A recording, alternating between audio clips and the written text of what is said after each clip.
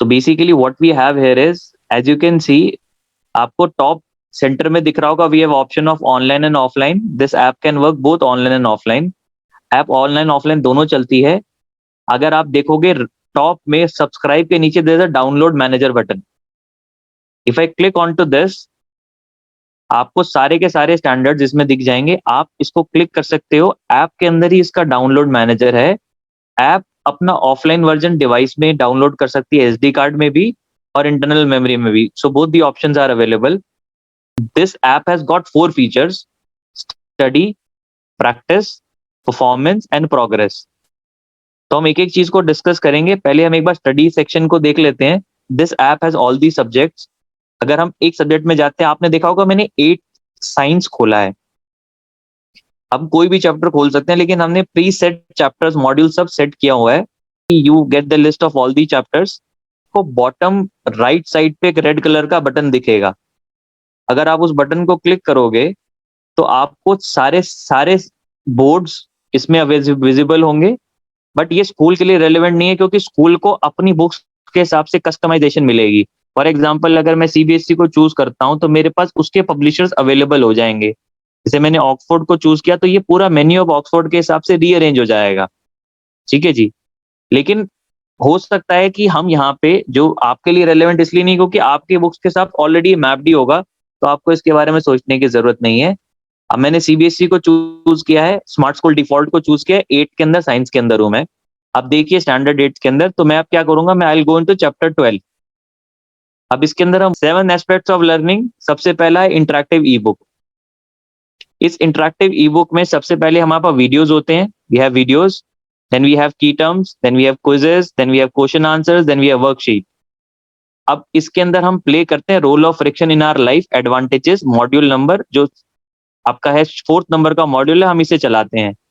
अब इसको चलाने के बाद we are going to learn in this module. Friction is necessary. Friction, as you know, always opposes movement. That is, if I apply a force in this direction to move this object, then the frictional force, it will act in the opposite direction. But then the question is, why is this friction necessary? Okay, let's start this concept by taking a simple query. So what do you think? Is it possible for us to move of our own on a hard surface? Like the person who's walking on the ground, so is he actually walking of his own, or is there some kind of force which is assisting him to walk? Okay, let's explore it out together. Now that we already know, according to the first law of motion given by Newton, only an unbalanced external force can set a body in motion, and there's no stationary body which can move of its own.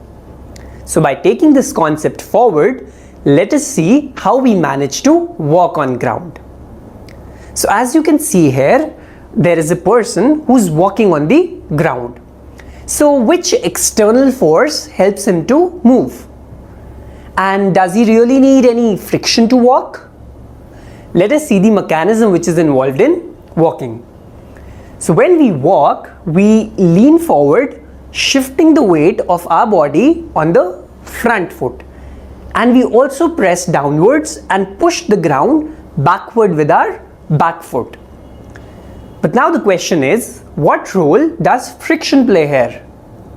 Well, friction between the sole of our shoes and the ground, it provides the necessary grip which prevents us from slipping. Now you also know that to every action there is an equal and opposite reaction, and that's given by Newton's third law of motion. So when we are pushing the ground below in the backward direction, the ground, it exerts an equal and opposite force, the reaction force on our feet to push us forward. And that is precisely how friction, it helps us to walk. Okay, now I have a question for you all. Why do you think we slip when we step on a banana peel or be it any other oily surface? Well, the banana peel or the oily surface, it offers less friction, and that is why we don't get the necessary grip between the sole of the shoes and the ground, and therefore we slip and fall down. Now by using the above mechanism which we've discussed, Can you explain me how a car moves forward? Well, to your surprise, friction plays a major role here as well. The rotating tire of the car, it pushes the road in the.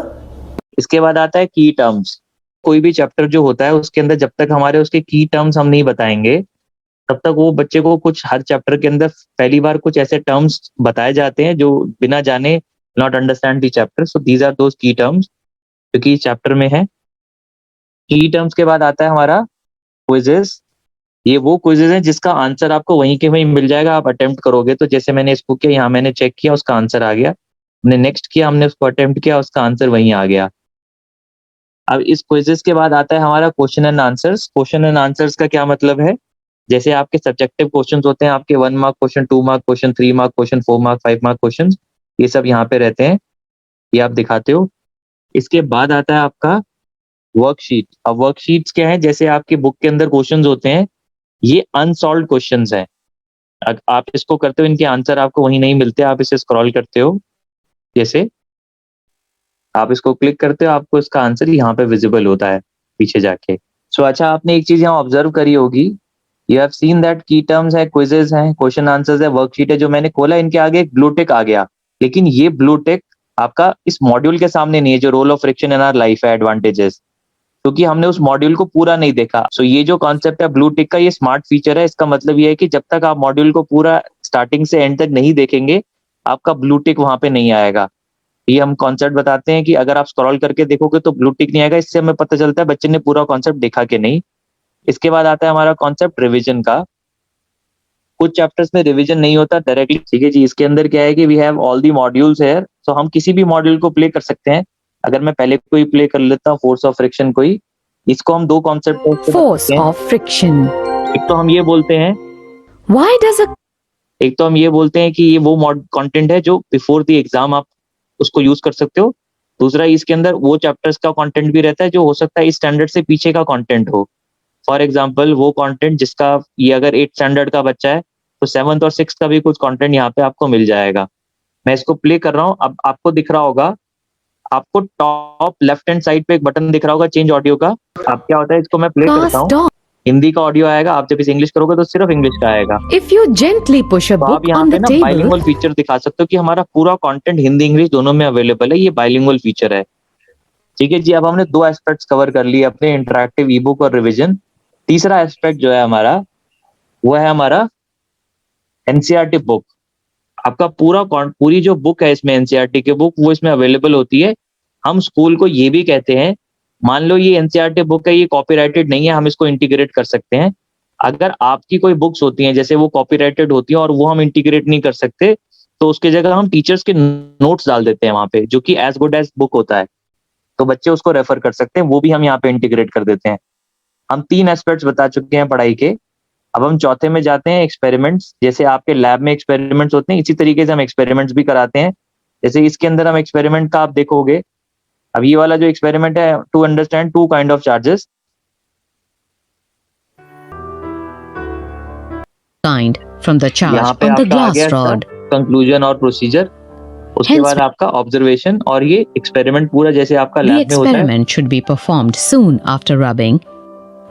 तो ये हो गया आपके experiments. इसके बाद आता है real life video. जैसे आपके बुक्स में डायग्राम्स होते हैं, इसमें रियल लाइफ वीडियोस भी होते हैं। इसमें क्या है, टाइम लैप्स वीडियो है। जैसे हम लाइफ साइकिल ऑफ फ्रॉग की बात कर रहे हैं, हमें फ्रॉग का डायग्राम तो पता है, यहाँ पे हमने उसका वीडियो भी प्रोवाइड करा दिया, जो एक्चुअल वीडियो है कैसे वो फ्रॉग बड़ा होता है।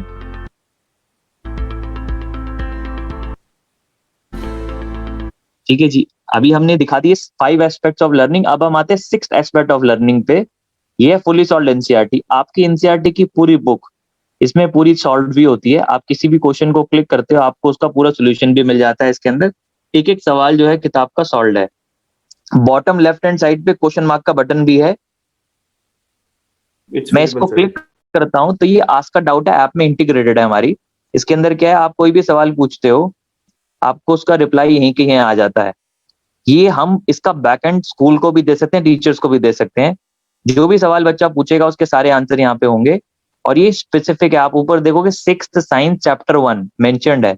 ये क्वेश्चन किधर से आया है, ये 4th science the green plants. ये 10th साइंस चैप्टर 6। तो बेसिकली ये कॉन्टेक्स्ट स्पेसिफिक सर्च है। आप चाहो तो अपने स्पेसिफिक ग्रेड में भी, आप सीबीएसई के नीचे देखो तो एक चेक बॉक्स है, I can search only from CBSE in 8th and science if I am from 8th and science background. अब आप देखोगे बॉटम पे एक बटन है रेड कलर का, not able to find your answer, ask from live teacher. आप इससे teacher से लाइव भी क्वेश्चन पूछ सकते हो और उन क्वेश्चंस के रिप्लाई भी आपके पास आ सकते हैं। ये ऑप्शन हम स्कूल को दे सकते हैं, वो चाहे तो अपने टीचर को भी इसमें बैकएंड में इंटीग्रेट कर सकते हैं। तो ये ऑप्शन रहती है। और आप जो सवाल पूछते हो यहाँ पे माई आस्क क्वेश्चंस में आ जाते हैं। It's a very powerful concept. Ask a doubt is integrated into the app itself. अभी तक हमने 6 एस्पेक्ट्स कवर करे हैं ऐप के अंदर। अब हमारा 7th एस्पेक्ट है जो कि सबसे पावरफुल एस्पेक्ट है, वो है प्रैक्टिस। अब प्रैक्टिस में क्या होता है, मान लो हमने घर से बच्चे को पढ़ने को दिया, हमारी ऐप का असली पर्पस तो घर से पढ़ने का है। हमने ऐप को घर से पढ़ने के लिए दिया और पता चला बच्चा जो है वो क्या कर रहा है, 4 बच्चों ने आपस में फोन पे सारे क्वेश्चन डिस्कस कर लिए, सबके आंसर पूरे आ गए परफेक्ट। तो इससे तो कोई प्रैक्टिस वेरीफाई हो ही नहीं सकती। दूसरा बच्चे ने किताब खोली और वहां से कॉपी कर लिया। हमारे ऐप का कॉन्सेप्ट क्या है, इसके अंदर एक डेटा बैंक है। जब मैं खोलता हूँ साइंस को तो मेरे पास लिस्ट ऑफ चैप्टर्स आते हैं। मैं हो सकता है चैप्टर 12 और चैप्टर 13 चूज करता हूँ। अब क्या होगा इसके अंदर, मैं कोई भी कर सकता हूँ, चैप्टर 11 चैप्टर 12 और कोई भी कॉम्बिनेशन 2 3 4 जैसे चाहूँ उतने चैप्टर में चूज कर सकता हूँ। आप जब इसको स्टार्ट पे क्लिक करोगे तो एक रैंडम क्विज बनेगी। यानी कि अगर 3 बच्चे इस दोनों चैप्टर को स्टार्ट करेंगे क्विज, तो तीनों को अलग अलग क्विज आएगी, एक दूसरे से कॉपी नहीं कर सकते। दूसरा, बुक से अगर वो ढूंढेंगे आंसर तो आपको टाइमर ऊपर चल रहा है, आपको दिख रहा होगा, वो टाइमर में दिखेगा कि इस बच्चे ने कितना समय लिया सवाल पे। तो दोनों चीजें हैं, तीनों चीजें इसके अंदर ट्रैक रहती हैं कि आप कॉपी ना कर पाओ, चीटिंग ना हो, और दूसरा आप जो करो वो कॉपी ना करो कहीं से। आपको खुद प्रैक्टिस करना है, चाहे आप सही करो या गलत करो। जब मैं इसे सबमिट करता हूँ तो मेरे पास पूरा एनालिसिस आ जाता है इसका, जिसमें chapter wise, subject wise, overall test का एनालिसिस आ गया। जब इसके रिव्यू पे क्लिक किया तो हमें पता है कि इस पर्टिकुलर क्वेश्चन का आंसर सही है और ये उसका सोल्यूशन है। तो यहाँ पे इसका सोल्यूशन भी आता है, आपने क्या सही किया आप उसको देख सकते हो, क्या उसका आंसर है, सोल्यूशन भी आता है इसके अंदर। अब आप एक चीज देखोगे, बहुत बार को एज अ गार्जियन आप शाम को गए बच्चे से, आपने पूछा बच्चा आज कितनी प्रैक्टिस करी आपने, क्या पढ़ाई करी, वो आपको झूठ नहीं बोल सकता, क्योंकि जो भी वो प्रैक्टिस करेगा नीचे आपको दिख रहा होगा, एक एक सवाल, एक एक टेस्ट जो अटेम्प्ट करता है वो यहाँ पे सेव्ड रहता है। आप ये देखोगे, मैं इसके आई को क्लिक करूंगा टेस्ट 1 के ऊपर, तो मुझे ये भी पता चलेगा किन चैप्टर्स में से मैंने लिया था, चैप्टर 11 और चैप्टर 12 में से। मैं इसको क्लिक करूंगा अगर टेस्ट 1 को, तो जो टेस्ट मैंने अभी किया था वो एग्जैक्ट जो बच्चे ने अटेम्प्ट किया है उसको दिखेगा यहाँ पे, और वही सोल्यूशन जो उसने कहीं सही किया कि नहीं। एक एक टेस्ट जो वो अटेम्प्ट करता है इसमें पूरा सेव्ड रहता है ऐप के अंदर। अब ये तो हो गया 6, जो हमारा 7th एस्पेक्ट था लर्निंग का, जो प्रैक्टिस था। अब आता है हमारा सबसे पावरफुल सेक्शन, वो है परफॉर्मेंस। परफॉर्मेंस में बच्चे की पूरी ओवरऑल परफॉर्मेंस, साथ में आप जाते हो किसी एक सब्जेक्ट में तो उसकी चैप्टर वाइज परफॉर्मेंस और सब्जेक्ट वाइज परफॉर्मेंस भी आप देख सकते हो। इसके बाद आता है आपका ट्रैक रिकॉर्ड। ट्रैक रिकॉर्ड बहुत ही पावरफुल फीचर है। बच्चे ने कब कौन सी क्विज कितने बजे करी उसका पूरा ट्रैक रिकॉर्ड यहाँ पे विजिबल होता है। आपको दिख रहा होगा कि ऊपर जो है, जो टेस्ट 1 है उसमें डेट आ रही है 9/12/2021, यानी कि 9th ऑफ दिसंबर 7:02 पे हमने ये क्विज करी है, जो हमने अभी करी है। यहाँ पे सारी की सारी उसकी पूरी की पूरी ट्रैक रिकॉर्ड आता है। इसके बाद आता है ऊपर एक सेक्शन है सजेशंस का। सजेशंस में आप जब भी कुछ करते हो, आप कौन चैप्टर में अच्छे से करते हो, कोई में खराब करते हो, तो आपको with smileys, with everything, chapter wise आपको सजेशंस आते हैं इंप्रूवमेंट के। तो ये हो गए आपके परफॉर्मेंस। अब परफॉर्मेंस के बाद एक बहुत बड़ा सेक्शन है प्रोग्रेस का। प्रोग्रेस मतलब बच्चा पढ़ रहा है तो कितना पढ़ रहा है रोज के हिसाब से। इसमें दिख रहा है मैंने 3rd को पढ़ा, 4th को नहीं पढ़ा, 5th को नहीं पढ़ा, फिर 6th को पढ़ा, 7th को नहीं पढ़ा, 8th को पढ़ा और 9th को पढ़ा। कितनी देर पढ़ा और कितने मॉड्यूल्स देखे हैं वो सारा इसके अंदर दिखता है। I can go subject wise also. Subject wise भी मेरी पूरी ग्राफ आते हैं, मैंने किस सब्जेक्ट को किस दिन कितनी देर पढ़ा और कितनी मेरी उसकी कवरेज है। आपको दिख रहा होगा मेरी साइंस की कवरेज ज्यादा है क्योंकि मैंने साइंस खोला था, मैंने बाकी सब्जेक्ट की कवरेज नहीं है। मेरी 2.84% मैंने देखा, इसको 97.16% देखना रह गया है। ये इसका पूरा डेमो है